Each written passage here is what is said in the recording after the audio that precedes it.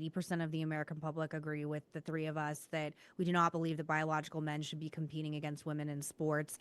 Yet many people on the left still double, triple, quadruple down on this issue. What do you want people to know who still stand, against this issue, who still think that, it is bigoted to not want to change in a locker room with a biological male?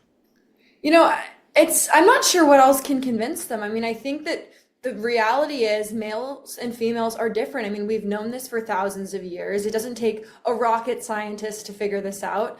It's something we've always known, and women fought so hard back in the 1970s to get Title IX. I mean, I've spoken, even on this journey of my advocacy in this space, I've spoken to many women that worked so hard to get women's sports, worked hard to have the opportunity to play in college. I mean, we've seen generations of women now come through and have the opportunity to play sports in college.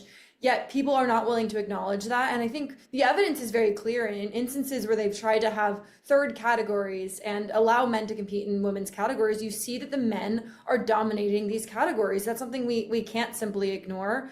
But I think I don't know how much else I can say. And honestly, I think it's probably more than 80% of Americans. I mean, grew up in the Northeast. I know many people that are left of center, left leaning individuals that hate probably most things that I believe. But they always admit to me quietly that they agree with me on this issue and that they actually were grateful that Trump signed an executive order to ban men from women's sports. And this recent action, they're grateful for that as well.